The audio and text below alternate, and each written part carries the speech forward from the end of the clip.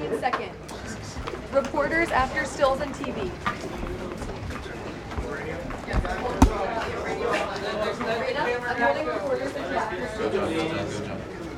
Reporters wait. Reporters hold until full.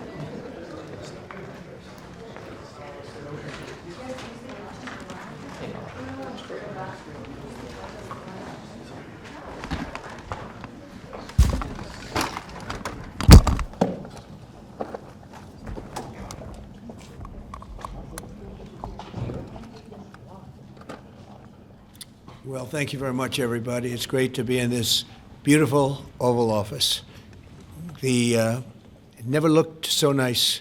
We're getting great compliments, and you see outside how that's come out. It's been great. We make a lot of improvements to the White House, and we're doing that. One of the things you should be looking at is the Palm Court, because that's been totally redone. So we like to preserve and make better the White House, and that's really what's happened, and we're getting tremendous reviews, and we appreciate it. But we're here for a different reason. It's called Operation Summer Heat, which is an appropriate term in light of what we're doing. And early yesterday morning, I returned from the Middle East, where we celebrated a historic agreement to end years of suffering and conflict. Amazing. Every country came together. I mean, even the enemies came out and totally endorsed it. Everybody. I've never seen anything like it. Nobody's seen anything like it. And just as we are forging peace and stability abroad, we're also restoring peace and safety and stability at home. And you see that in Washington, D.C., maybe better than any place, because we got there, and within 12 days it was very good. And within 30 days, it's been as safe as any city in the country. It's been great. Took out 1,700 people, got them out. These are career criminals in many cases, and people that shouldn't have been allowed in by the Biden administration. Historically, the summer months have been a time when violent crime soar, as you know, but not under President Trump. Today, we're announcing the results of a sweeping law enforcement effort known as Operation Summer Heat. We were in many cities that people didn't know about. We kept it a little quiet, and it had a big impact, and you'll hear that in a second. But over the past few months, FBI offices in all 50 states made crushing violent crime a top enforcement priority. That's what they did, rounding up and arresting thousands of the most violent and dangerous criminals. And these are among the most dangerous and violent people in the world. They were allowed, in many cases, not in all cases, but in many cases, they were allowed in by a very foolish, actually stupid, open border policy. Just anybody could have come in. They emptied out their jails, their prisons, their mental institutions. They emptied them into our country. And the people behind me have done an incredible job, because if we didn't have that administration, it would have been so much easier. They allowed millions of people in this country that shouldn't have been allowed, including over 11,000 murderers, half of whom murdered more than one person. And many of them are gone now, or they're put in prison, because we don't want to have them come back. So we literally put them in our prison, which we don't want to do. But we bring them back to their countries. Working with state and local partners, the FBI arrested over 8,000 violent criminals during the course of this period. In major cities like in New Orleans, Nashville, we saw a 250% increase in arrests. And we really went after the bad ones. These include 725 individuals wanted for violent crimes against children and murderers. These arrests are in addition to the work of our historic federal task forces that make D.C. Safe Task Force has been unbelievable. I mean, the job they've done, it's incredible. And it's been so nice, because so many people, they're going out to dinner and they're having dinners. They didn't go out for 4 years. And now they're going out 3 times a week. Restaurants are opening. Restaurants are full. And usually that means a lot of good things. But restaurants that were closed are now opening up. And everybody's happy. It's nobody's ever seen anything like it, actually. And everybody feels safe. You can have a child walk right through the middle of Washington, D.C., and nothing's going to happen. We were losing more than one person a week in Washington. They're being killed on an average of over one a week. The Make D.C. Safe Task Force has been incredible. And the Make Memphis Safe Task Force is having very similar results. It's much earlier, but we've been there for a week and a half, but I'm hearing the results are pretty incredible, and you'll hear about that. They're mobilizing more than 20 federal agencies for the largest law enforcement operation targeting violent criminals in American history. As a result of these efforts, violent crime declined nearly 20% nationwide compared to the same period last year, and it was the safest and most peaceful summer in 2 decades. And honestly, we haven't really even gotten going yet. If we didn't have to fight all of these radical left governors, we could have had Chicago taken care of, as an example.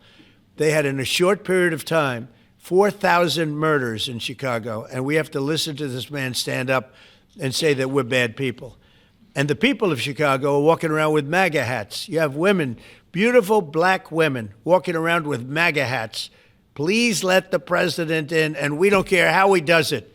They're not interested in National Guard or Army, Navy, bring them in, Marines, bring in the Marines. They just want the crime to stop, and more so because of the success that we had in D.C. I think if we didn't have that success, nobody would even believe it. So I want to congratulate all of the incredible law enforcement professionals joining us today, especially Attorney General Pam Bondi, who's terrific, Deputy Attorney General Todd Blanche, who is a fantastic legal talent. He really is. He's a great guy, too. And, of course, FBI Director Kash Patel. They have worked so hard on this and other things. Since the start of the administration, the FBI has arrested over 23,000 violent criminals, more than double the number arrested in the final year of the Biden disaster. The FBI has also destroyed or severely disrupted more than 170 organized criminal enterprises and gangs, 1,600 of the most violent gangs, and confiscated over 6,000 illegal firearms. And they've tracked down and arrested 4 fugitives on the most wanted list, 4 of the most wanted. Actually, 2 of them were the most wanted fugitives in the world. There's still much more work to be done, which is why the FBI continues to work alongside the Department of Justice, the Department of Homeland Security, and the Department of War to defend. And Pete Hegseth has been fantastic, by the way, on this too, on other things, but on this too. To defend law and order and combat violent crime, arrest illegal aliens, and make American cities the safest in the world. And when I campaigned, I talked about crime, but I never knew that we were going to get into it like we did. You know, I mean, I used to watch these cities with the murders. Chicago recently had one deal where they had 11 murders in one weekend, and they said, well, yeah, but it was a holiday weekend. They actually told me that was the reason, like it was okay because it was a holiday. It was Labor Day. These people are the worst. They really have to, they better, I tell you what, the people in Chicago and the people in places like that can be fixed. At some point, it gets to where you can't fix it anymore. It's too far gone. And we have some cities like that. But these are great cities that can be fixed. I'm going to be strongly recommending, at the request of government officials, which is always nice, that you start looking at San Francisco. I think we can make San Francisco. There's one of our great cities 10 years ago, 15 years ago, and now it's a mess. And we have great support in San Francisco, so I'd like to recommend that for inclusion, maybe in your next group. You'll get great support. Every American deserves to live in a community where they're not afraid of being mugged, murdered, robbed, raped, assaulted, or shot. And that's exactly what our administration is working to deliver. I didn't realize I was going to make this such a big factor in the administration. I didn't really campaign. I campaigned on crime, but I never thought we'd go into every city and take a really safe city that we've all been living with for years and make them safe. And now it's like a passion for me, and it's a passion for the people behind me. So I didn't get elected. I did get elected for crime, but I didn't get elected for what we're doing. This is many, many steps above it. I want to thank Stephen Miller, who's right back in the audience right there. I'd love to have him. I love watching him on television. I'd love to have him come up and explain his true feelings, but maybe not his truest feelings. That might be going a little bit too far. But, Stephen, thank you for doing an unbelievable job. And the people of this country love you, I'll tell you, and they love what you say about crime and stopping crime. So now I'd like to ask Director Patel to say a few words, and then Pam and Todd also. And I just want to congratulate them. This is an amazing thing. And we're just at the start. We're going to go into other cities that we're not talking about purposely. We're getting ready to go in. And when they go in, like Kash, as an example, told me that people didn't even know. 5 months ago, they went into Chicago. and they started doing a lot of work in Chicago, and we brought the numbers down a little bit, and but that really was just preparatory work for what we're going to do with the surge. We're going to have a surge of strong, good people, patriots, and they're going to go in, they straighten it all out. So a lot of these cities we're already working on, but we don't do it with a big flavor. But in a little while, you're going to see some numbers that you're not going to believe. And I think you'll probably start with Memphis, because I'm hearing the numbers are much quicker than we even thought possible. But again, D.C. it speaks for itself. Chicago is going to be okay. We're going to save Chicago. And I told you, and I told them, a very respected man, the head of the Union Pacific, said, "Sir, save Chicago. It can be saved." And the way he said it, it was like, can you believe it? We're trying to save Chicago. But I understood exactly what he wants, and that's what we're going to do. We're going to save all of our cities, and we're going to make them essentially crime-free, like other countries have crime-free. If you go all over the world, you go to the world, you hear Afghanistan and you hear all these different places. Our crime in certain cities is worse than anything they can even imagine, and we're not going to have that any longer. It's going to stop, and it stops right here. Cash, please. Thank you, Mr. President. What I'd like to do is just highlight some of the outstanding work that the men and women of the FBI have been doing. And thanks to your brave leadership and the mandate you were given by the American people to not only defend the homeland but crush violent crime, you tasked us with our great partners at the Department of Justice and the Attorney General and the Deputy Attorney General to start making arrests and bring prosecutions and safeguard our cities. And you said it, this is just the beginning. In just 7 months, I hope the media takes a look at every one of these charts, because these are the best numbers for fighting crime in U.S. history, and it's only 7 months in. And to do that, our vehicle to do it of choice was Operation Summer Heat, which the FBI architected to go after violent criminals. And in just a 3-month span, you had 8,700 arrests of violent criminals. You had 2,200 firearms seized off the streets permanently to safeguard our communities. You had 421 kilograms of fentanyl seized. Just to put that in perspective, that's enough to kill 55 million Americans alone. You had 45,000 kilograms of cocaine seized, and thanks to our Department of Justice partners, you had 2,100 indictments in 3 months, from June to September alone. Mr. President, that in and of itself would be historic for a 4-year presidency. You did that in 7 months because you let good cops be cops, and you partnered us with the right people at the Department of Justice to put the handcuffs on and bring them to court and put them in prison. And if that weren't enough, when you look at the year, for the entire 7-month period that we're talking about here, if you look at the past 4 years of the Biden administration, 16,000, 17,000, 15,000, 15,000. That's the number of arrests year over year of violent felons in this country for the Biden administration. Mr. President, in 7 months, you have 28,600 arrests of violent felons in just 7 months alone, because of your leadership and the dedication of the men and women at the FBI who want to go out there and do the job they were prevented from doing because that department used to be weaponized and politicized. And this is what happens when you take out the fangs of weaponization. This number is historic by every metric. 28,000 people have been arrested, violent felons alone. And then when you go over there and look at some of these charts, if you don't mind, I'll just hop over here. Look at the metrics for not just violent crime, but the homeland. Mr. President, during your administration, the FBI has found and located 5,400 children. That is a 30% increase year to date over the last administration. Violent crimes against children arrests alone are up 10%. Gang arrests are up 210% in the last 7 months alone. And transnational organized crime, which Stephen Miller has been a great partner in, is up over 12% alone. These numbers are historic just as a snapshot. But just so people don't think we're focusing on violent crime alone, the national security mission, Mr. President, under your leadership has never been stronger.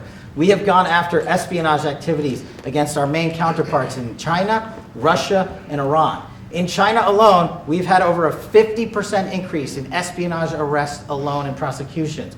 In Iran, we have had a 50% increase, again, in espionage cases. And in Russia, we've had a 33% increase in espionage cases alone. When it comes to counterterrorism, year to date, we have 125 arrests this year versus 100 last year to date alone. And when it comes to the cyber criminal activities, which are some of the largest enterprises plaguing everyday Americans, we at the FBI have put out a mission to go after cyber criminals like never before. Last year, they had in total 191. This year, you already have 252 arrests. 52 arrests of violent cyber criminals who are stealing from senior citizens, who are violating our children's rights and freedoms, and who are violating everyday Americans. These programs are record. And two of the things I'll finish with that I'm most proud of, Mr. President, this FBI. Fentanyl.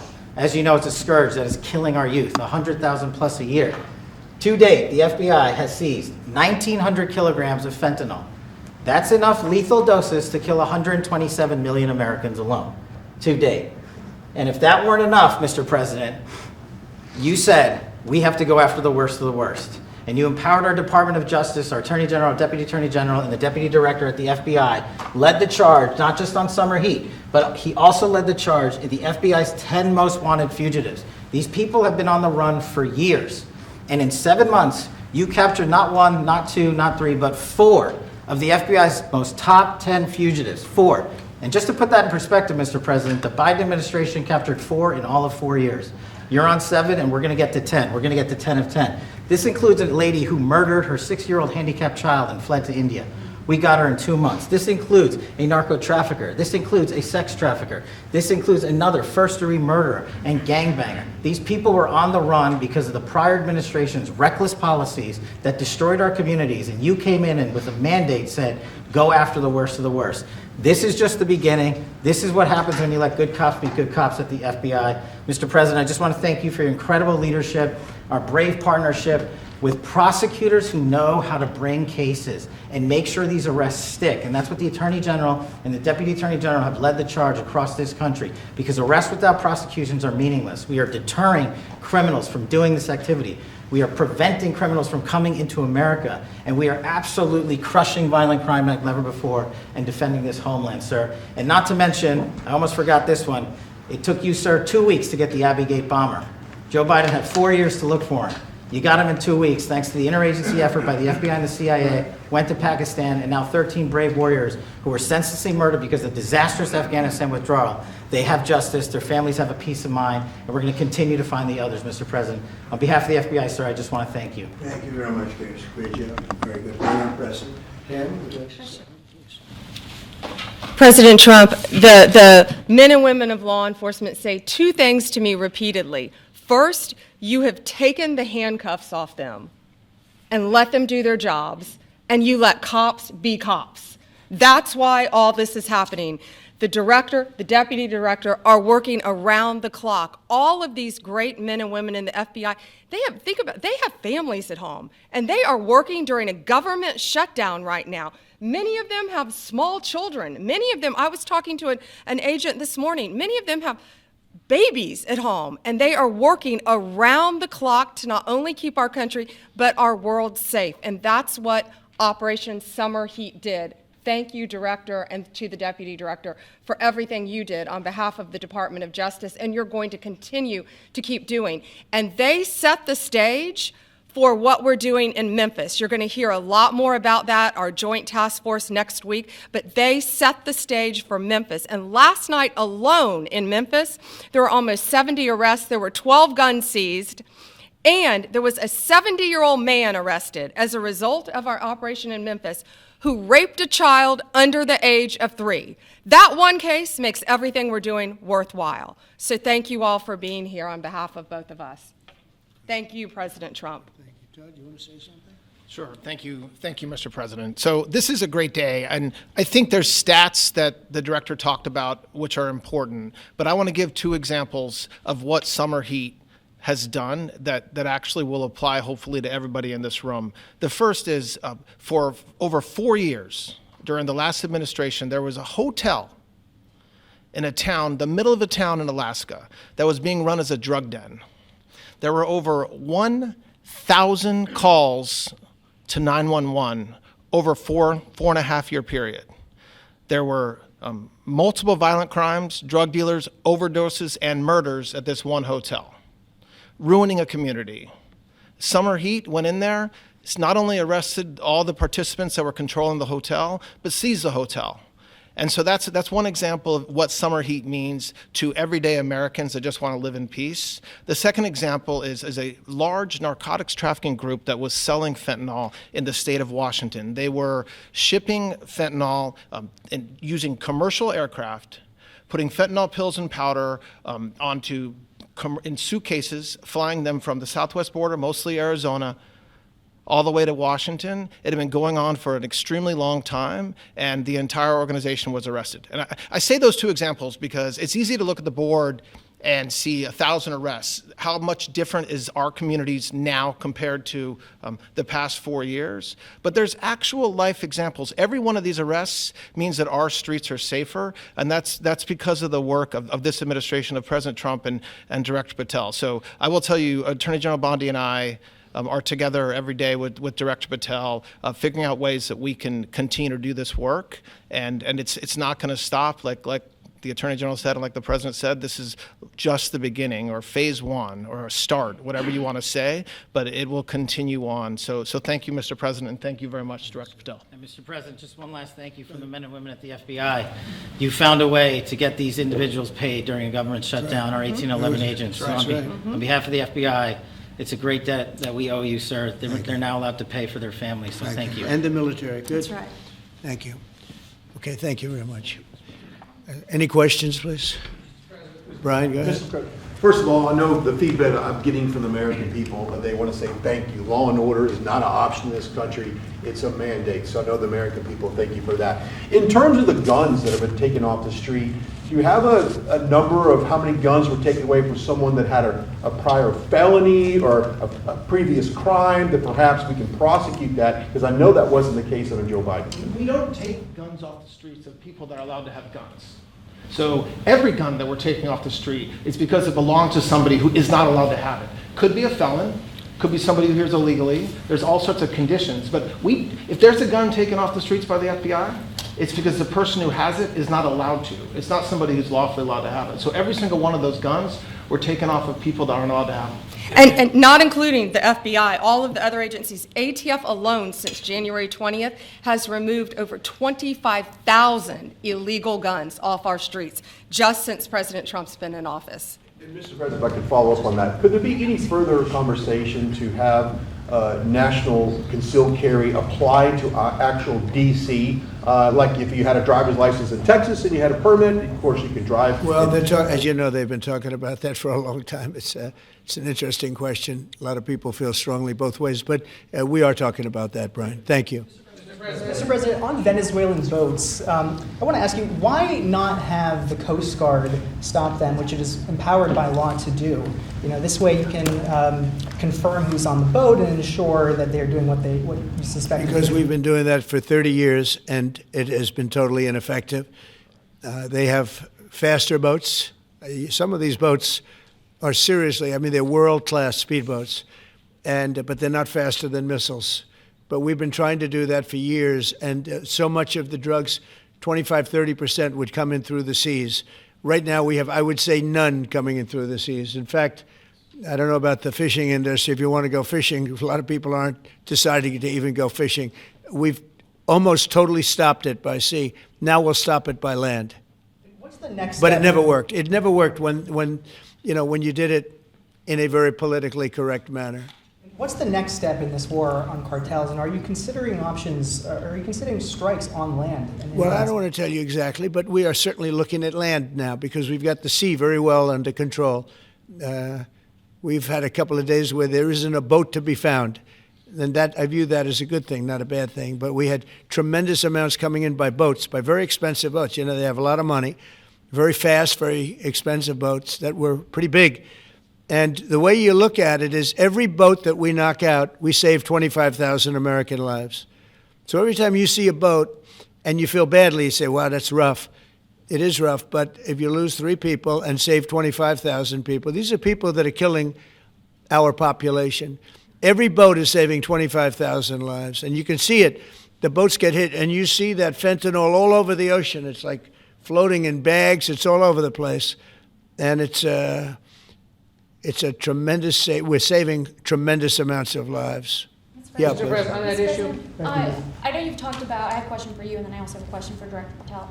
I know you talked about having some distaste for Boston recently. Is this one of those cities that you might be looking into, and can you give us a hint about other cities that you might be You're sending saying federal for where? funds? For where? For Boston. Yeah, well, Boston has a bad mayor who at least is a reasonable IQ person. You know, most of them are low IQ, but and they're so bad. I mean, what's going on in Chicago is just, you'd think the guy would say, hey, look, we have a problem, Mr. President. Could you come in and straighten it out? We could have that done in a month if we had their cooperation.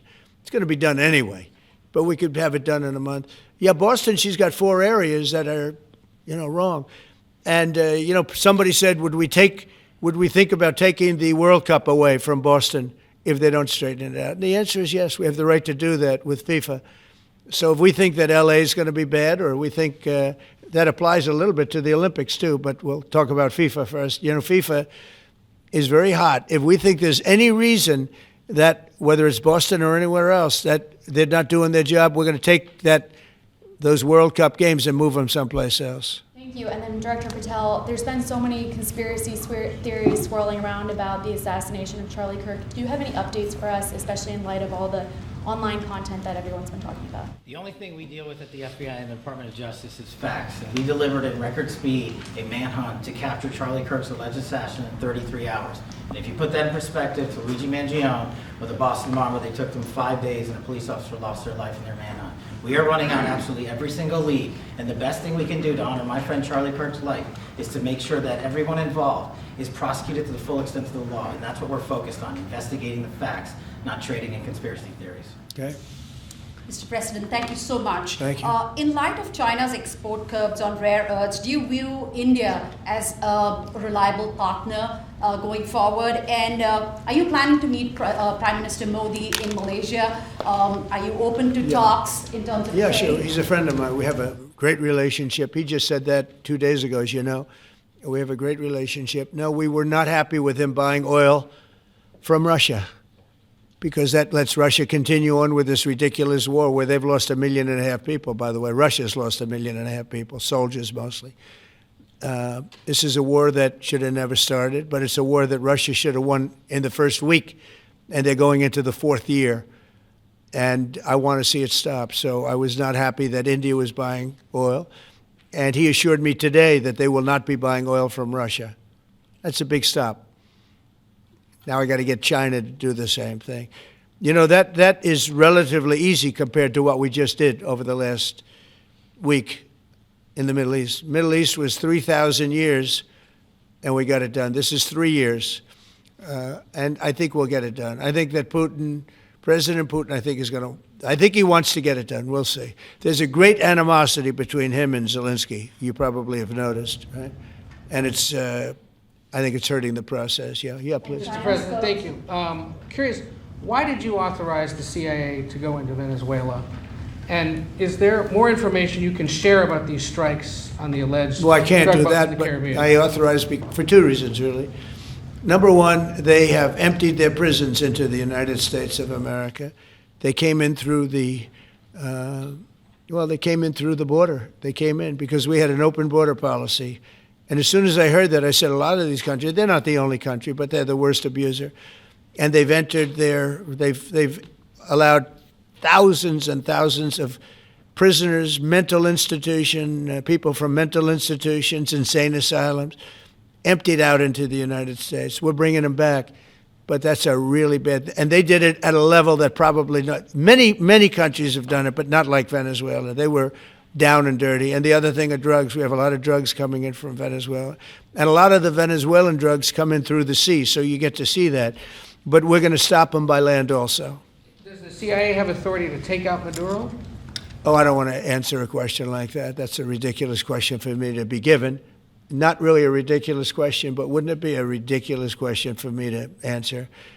But I think Venezuela is feeling heat, but I think a lot of other countries are feeling heat too. We're not going to let this country, our country, be ruined because other people want to drop, as you say, their worst. They have given us their worst. They've loaded up our country with prisoners, with mentally ill people that are seriously ill, criminally ill, and we're not going to take it. And so, I mean, it's just one of those things. And I can tell you, We've taken care of the sea. There's nobody, and we're watching. We're watching. And if we see it, we'll save it. Yeah, please. On the ships, though, sir, there are Republicans and Democrats up on the Hill concerned that in the briefings they've gotten about those attacks, they're not necessarily getting information about who was on them and what exactly was on those ships. Can you ensure that at but least they are lawmakers given will be told that? information that they were loaded up with drugs, and that's the thing that matters. When they're loaded up with drugs, they're fair game. And every one of those ships they're not ships, they're boats, they're speedboats. They're extremely fast, record-setting type speedboats. They cost a lot of money, and they have a lot of money because they're drug sellers. But they know one thing, and they all have the same thing in common. There's drug dust. They call it drug dust. They call it fentanyl dust all over the boat after those bombs go off, and you can take along. Attack them, though, that they're a We know before. We know when they go out. We know we have much information about each boat that goes out. Deep, strong information. Yeah, please. Sir, you're going to have Vladimir Zelensky here this week. What is your message at this stage of the war for him? And shy of tomahawks... To who is that? For Zelensky. Yeah. And shy of tomahawks for Ukraine. Are you considering other options, and will you speak with Vladimir Putin about No, that? we're looking at other options. We are. President Zelensky's coming in. I'm not a fan of the war. I'm not a fan of the way it started. It should have never happened. It wouldn't have started if I were president. The election was rigged. And because of that, we lost a lot of lives have been lost because of that war. Not American lives, but if I can save a lot of lives, that's why I'm in it. I want to save lives. I've had 8 wars. The Prime Minister of Pakistan got up the other day, said so beautifully, he says, you saved millions of lives. He told that to a group of people right in this office. He said the president saved millions of lives. And I think what he's referring to is the fact that that would have been with India nuclear war. That was getting very close. 7 planes, they don't talk about it, but 7 aircraft were shot down. In fact, we have the new ambassador to India right here. They're well represented. You better represent us, not them, okay? But Sergio's going to do a great job. He's going to do a great job. But no, we'll be talking about the war with him, and we'll be talking about, they want to go offensive. I'll make a determination on that, but they would like to go offensive, you know that, and we'll have to make a determination. Can I follow up the question? Given you have the FBI director and attorney general here today, Jim Jordan has asked Jack Smith to appear in front of the House Judiciary. You mean deranged, Jack? He's a deranged individual, yeah. He's asked him to. Well, they should. I'm surprised it takes so long. We're talking about violent crime. What about the crime against a political opponent? That's what we have to talk about, too. Jordan would like to understand the full extent to which the Biden-Harris Justice Department weaponized federal law enforcement. What do you think the committee will find out, Mr. Smith? I think it was the worst weaponization of a political opponent in the history of the world, let alone this country.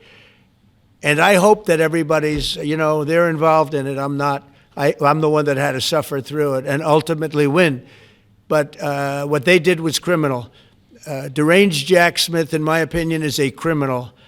And I noticed his interviewer was, I think that was Weissman. And I hope they're going to look into Weissman, too. Weissman's a bad guy. And he had somebody in Lisa, who was his puppet, worked in the office really as the top person. And I think that she should be looked at very strongly. There was tremendous criminal activity having to do. If we don't have fair elections in this country, we're not going to have a country. And I've said it from the beginning, fair elections and borders. And we need also fair press, because if you don't have fair press, it's very tough. And we've got the strongest border of anybody. Nobody has a border. We have a border where the numbers just came out again. You saw 0 people came in illegally. Now, we do take people into our country legally, but 0 people. But, you're talking about a different subject. You're talking about political crime. They have committed massive political crime. I hope they're looking at Shifty Schiff. I hope they're looking at all these people. And I'm allowed to find out. I'm allowed to, I'm, in theory, the chief law enforcement officer. But I have a very good, talented group. This is about something else. But I hope they're looking at political crime, because there's never been so much political crime against a political opponent as what I had to go through. They raided my house in Florida. It was an illegal raid. I have a lawsuit that was doing very well. And when I became president, I said, I'm sort of suing myself. I don't know. How do you settle the lawsuit? I'll say, give me X dollars, right? And I don't know what to do with the lawsuit. It's a great lawsuit, and now I won. It sort of looks bad. I'm suing myself, right? So I don't know, but that was a lawsuit that was very strong, very powerful. They raided illegally my house in Florida, Mar-a-Lago. They went through the drawers of my young son. They went through all of the cabinets and drawers of the First Lady. She walked in, she said, wow, what happened? Because she's very meticulous, and this wasn't so meticulous. As she looked into the drawers and she saw everything a mess. What they did against a person that just got out of office. And then you look at these corrupt people. You look at Hunter Biden. You look at the signature. As an example, the auto pen. I just signed so many different things.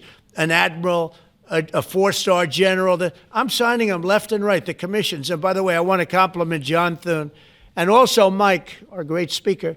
But John Thune, all of a sudden, I'm getting these things by the hundreds. I was getting one every 2 weeks. It would have been 4 years before you got them in more. You would have had some that didn't even get in, all because of Democrat obstruction. So John Thune did a great job. I must have signed 200 into the administration. We're just about caught up. It's amazing. And so compliments to John. He had to do some things that were very tough to do that he didn't want to do, but he was forced to do it by the Democrats. And as far as the shutdown's concerned, this is a Democrat Schumer shutdown. And he's trying to do it to get relevance back into the party because he's a loser. I've known him all his life. He's always been sort of a loser, but an intelligent one. But I think he's losing IQ points with time. I think that happens. I hope it hasn't happened with me. I know if it did, you guys will let me know about it very quickly. Question on violent crime, sir. Here in D.C., a judge has given the two teenagers that beat up ex-Doge staffer Big Balls probation. It's incredible. And no jail time. Is this justice? Jeanine Pirro is doing a fantastic job, and she is beside herself because you have these radical left judges that they beat the hell out of this guy. And there was many people against this one guy who was really trying to protect his girlfriend. He didn't want his hooded over the door but they really beat him up badly. That just happened, right? Yes. Wow, that's terrible. I think the judge should be ashamed of himself. That's a big problem. You know, they can do their job and then they go into a court and the people are protected by these, I don't know where they come from. Where do these people come from? Where do the judges come from? I want to compliment on behalf of Pam and Todd and all of us because, Cash, I think that Jeanine has done a fantastic job. And the case I heard was like flawless. It's a flawless case. They have them on tape. They have everything. And then a judge gives them a little probation. These are rough guys. And they're young. And if that happens, they're going to grow up. They're going to be real bad. They're going to cause a lot of problems. Yeah, please. Go ahead. So, Sergio Gore has just gotten back from India. What were the conversations like with Prime Minister Modi and the other? I think they were great. He reported to me that he's a great man, you know. Modi is a great man. That he loves Trump. Now, I don't know if the word love, I don't want you to take that any different. I don't want to destroy his political career, okay? But you have to understand, I've watched India for years. It's an incredible country. And every single year you'd have a new leader. I mean, some would be in there for a few months. And this was year after year after year. And my friend has been there now for a long time, and he's assured me there will be no oil purchased from Russia. I don't know, maybe that's a breaking story. Can I say that? Would you say? There will be no oil. He's not buying his oil from Russia. It started. You know, you can't do it immediately. It's a little bit of a process, but the process is going to be over with soon. And all we want from President Putin is stop this. Stop killing Ukrainians and stop killing Russians, because he's killing a lot of Russians. Again, it doesn't make him look good. It's a war that he should have won in 1 week, and he's now going into his 4th year. That does not make this big so-called war machine look good. But he could make a settlement. We're willing to settle. I thought we had a deal. The hatred of the two leaders is very, you know, it's an obstacle. It's an obstacle. There's no question about it. But I thought we had a deal 2 months ago. Who would think I created peace in the Middle East and can't get the two guys to settle? But I think we'll get them. But if India doesn't buy oil, it makes it much easier. And they're not going to buy. They assured me they will, within a short period of time, they will not be buying oil from Russia. And they'll go back to Russia after the war's over. Jennifer? On the shutdown, sir, are FBI officials being paid right now? Are all the FBI employees being paid, and are all the... Well, that's what I understand. I hope so. Thanks to your great work, Mr. President, the 1811 special agents at the FBI are going to receive their paychecks. Got a lot of people paid, actually. We got the people that we want paid, okay? And we want the FBI paid, we want the military paid. We got the people that we want paid. And I'll tell you, the Democrats, they don't talk about this. You know, we're getting rid of programs that we didn't like, but that were negotiated in, but we didn't like. We're terminating those programs, and they're going to be terminated on a permanent basis. And it's thousands of people, and it's billions of dollars. We're getting rid of a lot of things that we never wanted because of the fact that they made this stupid move. And they don't want to talk about it. You know, they have their day coming up. I hear very few people are going to be there, by the way. But they have their day coming up, and they want to have their day in the sun. But they should really make a deal. So what we're doing, I mean, they call him Darth Vader, but he's actually a very nice person, Russell Vogt. But Russell Vogt is really terminating tremendous numbers of Democrat projects. There's not only jobs, I mean, the project in Manhattan, the project in New York, it's billions and billions of dollars that Schumer has worked 20 years to get. It's terminated. Tell him it's terminated, Jennifer. All right. On Hamas, sir, what is your understanding of the pace of returning the deceased hostages? Are you pleased? Well, with they're that looking pace? for them. Absolutely, they're looking. So we have the living hostages all back. They returned some more today. It's a gruesome process. I almost hate to talk about it. But they're digging. They're actually digging. There are areas where they're digging and they're finding a lot of bodies. Then they have to separate the bodies. You wouldn't believe this. And some of those bodies have been in there a long time. And some of them are under rubble. They have to remove rubble. But there are graves, and some are in tunnels that died in tunnels that are way down under the earth. And the tunnels are like 3 feet. Can you believe it? 3 feet high. They lived like this for a long period of time. It's a horrible atrocity. At the same time, we, meaning Israel, but I knew everything they were doing pretty much. I knew most of the things they were doing, but they've killed probably 70,000 of these people, Hamas. And I said, it's time now. So we'll see what happens. We'll also see what happens. Your next question is going to be the weapons. We want the weapons to be given up, sacrificed, and they've agreed to do it. Now they have to do it. And if they don't do it, we'll do it. We had the head of CENTCOM today suggest that Hamas needs to hurry up and disarm and follow your comprehensive plan. Yeah. That it was the head of CENTCOM saying that. Is that not a signal to Hamas, to the rest of the world, that at some point the U.S. military may more directly engage? We won't need the U.S. military. We won't need it. Why not just you? Because we're very much involved in it. If we weren't involved, there wouldn't be peace. If we didn't destroy the nuclear capability of Iran, that deal would have never happened for two reasons. The Arab nations would not have felt bold enough to do it because you have a very powerful, at that time, Iran. It's not powerful anymore between what Israel and us did, because the attack was, if you look at it, we helped them very much. They will be the first to tell you, including shooting down thousands of drones that were coming into Israel. We shot them down. We were shooting them down like it was target practice, but we shot down thousands of drones and missiles also going into Israel. But between what we did to Iran that way with the, conventional, we will call it, and what see that beautiful plane, that B-2, I noticed it on the desk. I always thought it was beautiful, but I never understood it. Now I understand it. It took in hundreds of thousands of bombs in the form of two, but hundreds of thousands of pounds of bombs. And every single bomb hit perfectly. Then they sent Tomahawks in. They sent 30 Tomahawks on top of it. And that was totally, CNN said, well, maybe it wasn't as bad as Trump said, because I said obliterated. Obliterated is not a strong enough word, actually. And you saw the Atomic Energy Commission came out and said the word obliteration is very, very... Think of it. They came in under potential fire. They entered Iran airspace late at night in the dark, no moon. The moon was low for a reason. What's the what time we picked it? Couldn't see anything. And they hit every target, and they weren't hit. Nobody saw that plane. That plane is stealth. Nobody saw it. The problem with that is it may be stealth today, but tomorrow it won't be.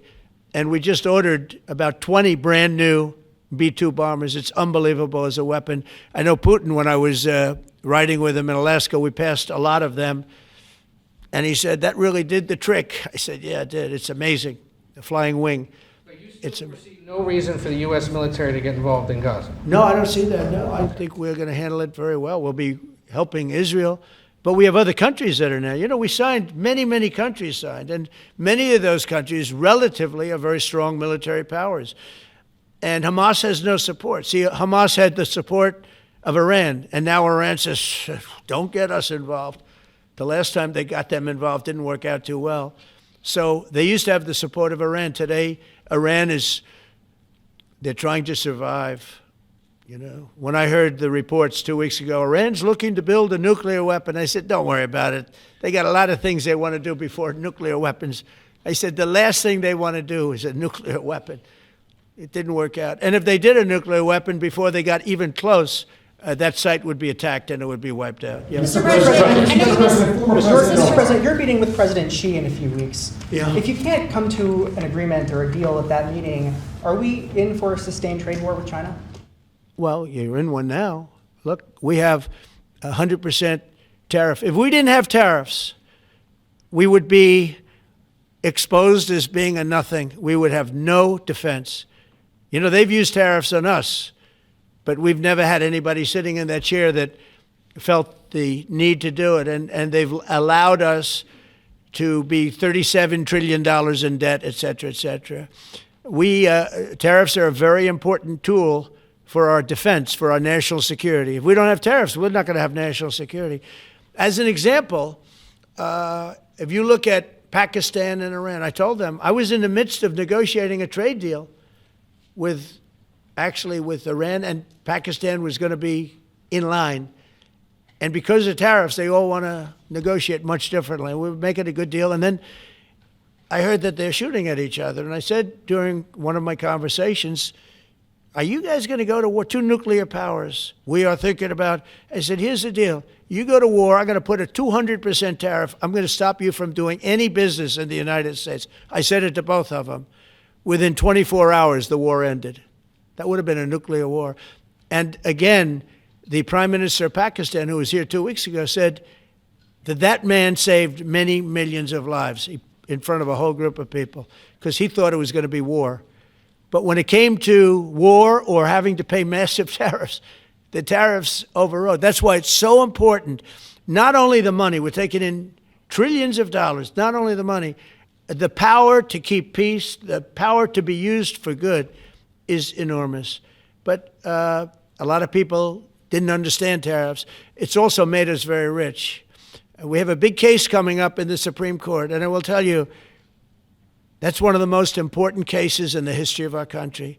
Because if we don't win that case, we will be a weakened, troubled, financial mess for many, many years to come. I don't even know if survivable is a good term.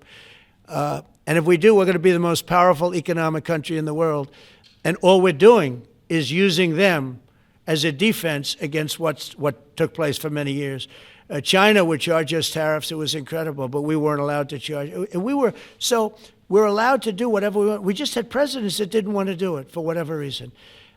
And it was nothing. But of the 8 wars, I was saying 7, of the 8 wars, I would say tariffs are directly responsible for me ending 6 of them, 5 or 6.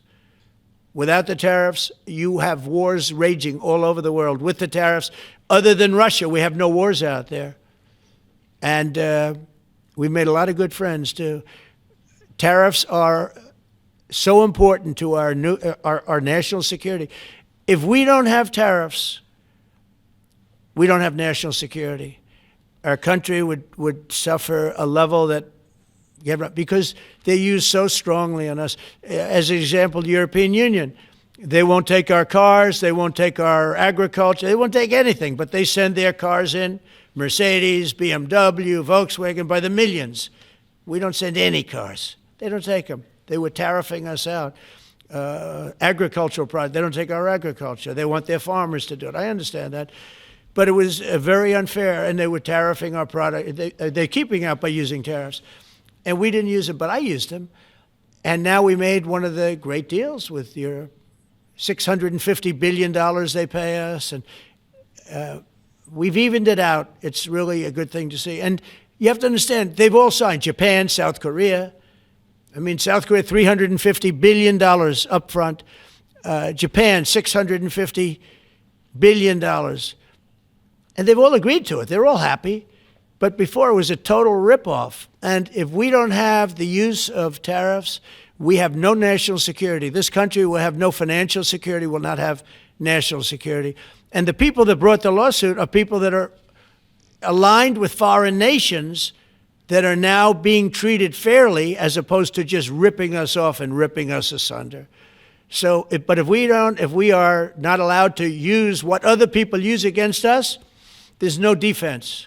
It'll be a disaster for America. That's why I think I'm going to go to the Supreme Court to watch it. I've not done that, and I had some pretty big cases. I think it's one of the most important cases ever brought, because we will be defenseless against the world. Okay? You'll go to the tariff case? Did you have one? Yes, please. Thank you, Mr. President. I want to ask you about the Georgia Senate race. I know it's very early, but there's several Republicans in that field that are vying for your endorsement. A lot of good people in that field. Yes. I know all of them, actually. I haven't made a decision on that, but you have some very good people in the Georgia Senate race. Well, Governor Trump has endorsed. No, I know. The governor has, and he's spoken to me about it a lot. He likes that candidate a lot. And I understand that. I haven't made a decision yet. But I'm following that race very carefully. I think it's very important for Georgia to get a real senator, because the senator they have now is a horrible senator. He allows all the crime, all the borders. You have open borders. I mean, his whole philosophy is a disaster. That's not representative of the people of Georgia. I know the people of Georgia. I won Georgia 3 times, but they say twice. Okay, I won it very big the last time. And I won it big the first time. And I won it big the second time, but we had criminals that didn't allow, I mean, I hope they're going to go into that. I hope they go into the votes which are being stored in Fulton County and take a real look at those votes, okay? Because I won it the second time too. But I know Georgia very well. I love Georgia. Those people are great, and they deserve a good senator, because the man they have now is a weak, ineffective person. Okay. New Jersey and Virginia. By the way, you won Georgia 3 times. Just Yeah, I agree. Do you agree with me? I And do. he's the media. For someone that He's the spends media. a lot of time in Georgia, I believe you won that. Yeah, okay. I really have a question about You know, the word believe isn't strong enough, right? Yeah, You I know. there you go. It's true. I know I won too. We have the great Newt Gingrich. Newt, you agree with us? Good. Otherwise, I'd have him dismissed immediately from the room. You know, his wife, as you know, is becoming an ambassador to a great country, Callista. So congratulations. And we're going to take a picture. And the only reason I'm doing it, he speaks so well of me. He said, I'll go down as the greatest president in history. And then he blew it. He said, I'm not sure if I put him above Washington or Lincoln. So I'm not that happy about that, dude. I've got a question about the weaponization of the DOJ. The media often says your department is weaponizing the DOJ. Yeah, that's Now, the opposite. It's the opposite. Todd, you represented President Trump and probably the greatest weaponization of the DOJ by Alvin Bragg. You know firsthand, if you could describe what you saw under the Biden administration and how they weaponized the DOJ.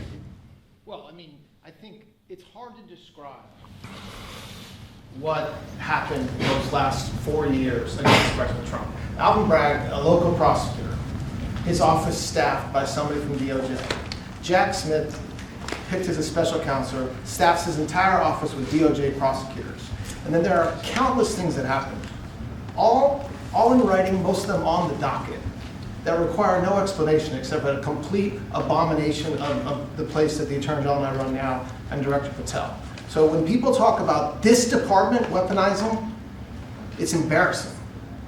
Because there's no scenario in which you can look at what we're doing, restoring justice, doing the right thing in every single case, and say that that's weaponization, and yet remain eerily silent about what happened for the past 3 years. I mean, you read these articles and giggle, because it cannot be true that people really think that what they did to him, not once, not twice, I'm still counting 3, 4 times, but we're the ones that are weaponizing. So this man is not weaponizing the Department of Justice. We're not weaponizing the Department of Justice. It's the opposite. I mean, and also, nobody questions what I'm saying because it's true, because we all lived the past 4 years. So listen. They never want to bring up the details, but I watch the fake news, and oh, he's weaponized, and he wants to send them to prison. He wants all these. They indicted me like 5 times. I took a mug shot. Who would have thought it turned out to my favor? Because it was a good shot. But I had to take a mug shot. It's right out there on the door. New York Post, front page of every paper in the world. I had a mug shot. They wanted to send me, nobody says that. They say, he's acting very, very tough. He's acting unfair. Let me tell you, if they've been nice to anybody, it's to those criminals, because they are so good having to do with all of the things we're talking about today with violent crime. But if anything, I think this Justice Department has been so respectful of the law, because the other Justice Department, with Rita or Lisa and all of that scum, real scum, what they did to the political opponent of a guy that has a seriously low IQ. Now, in his case, it was low based on his career, but it got real low, okay? It was descending rapidly. But what they did to go after his political opponent is legendary, worse than any third world country, banana republic. And what we're doing is nothing. Are you kidding? Nothing. They write stories. Why aren't they doing this? And we'll leave. I don't have to leave it up to them, but I choose to at this moment at least. But there's never been anybody treated in the history of politics. You know, they say the 2 worst treated presidents by the media, etc., was that man right there, the late, great Abraham Lincoln, and this guy right there, Andrew Jackson. They say Andrew Jackson was treated terribly. They give him number 1 and number 2, but that was before I came along, Newt. I say I have number 1 times 10. Nobody's been treated like I've been treated. And I did a great job. You know, we had a great first term. And we had one of the most successful economies in history, et cetera. I rebuilt the military. We did a tremendous amount. The last part, we had a horrible thing called COVID, and we handled that well. We made ventilators for nations all over the world. We did a great job. Probably never get credit for it. Look at the therapeutics, the Regeneron, all the different things, the vaccines, all the things we did. We did a great job, but we had to focus on that. But we had the best economy in the history of our country. We're blowing it away right now. Look at the stock market. It hit another all-time high today. That's 48 days out of the few days that I've served. 48 days have already hit record highs. And we have, maybe most importantly, the number, we have now, I was saying 17, it's over $18 trillion is being poured into our country. It's because of the election and because of tariffs. Without the tariffs, you wouldn't have probably 18 cents.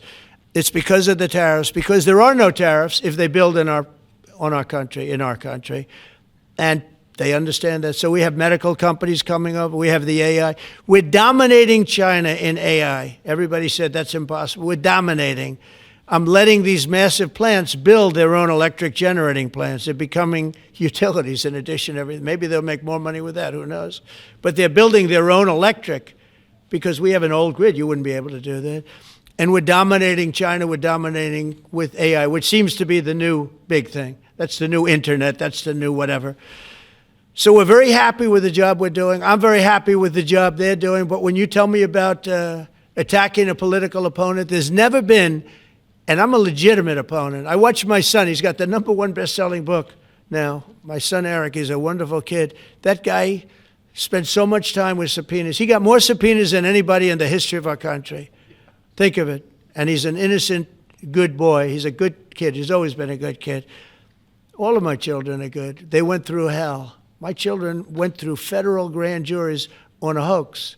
Think of it. You have Adam Schiff and Hillary Clinton and others make up a hoax and then wanting to put, so they know it's a hoax, and they go before the press, say Donald Trump Jr. will go to jail because of what he's done with Russia.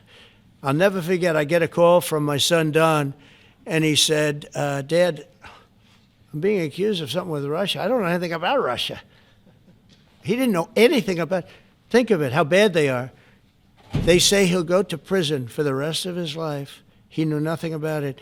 On a hoax, the Russian hoax, Russia hoax, on a story that they made up. And they made it up in order to explain why Hillary Clinton lost an election that she lost by pretty good numbers. The second one, actually the second one was even better, but the third one, this one was too big to rig. It was just too big to rig. They would have rigged, they tried to rig it. But think of it, they want to send my children to jail, but they were after Don in particular. I'll never forget Adam Shifty Schiff, a total crooked guy, lying in Congress, making up a phone conversation that I have with you, totally made up. Then when he heard it was taped, he wanted to disappear. And Nancy Pelosi went crazy because they wanted to impeach me based on the conversation that was made up. When they heard the tape, everybody, I won it unanimously in the Republican Party. I got every single vote, something that never happens, and I beat it. But think of it, they want to put my son in jail for something that they made up. So they know they made it up. And they say he will serve the rest of his life in prison. These are sick, bad people. And don't tell me about us going after them. If anything, we've been very, very soft. I wouldn't be that soft, I'll tell you that. Thank you very much, everybody. Let's talk. Thanks, guys. Thank you. Thanks, guys. Thank you very much. Thanks, guys. Let's go. Thank you, guys. Thank you, guys. Let's keep it going. Thank you. Thanks, guys. Take a look, location. Thank you, guys. It's going to be a beautiful Thanks, guys. Let's go. Pack up. Let's go. Thanks, guys. Keep going. Keep going. Okay, JJ, thank you guys. Thank you. Give me 2 minutes.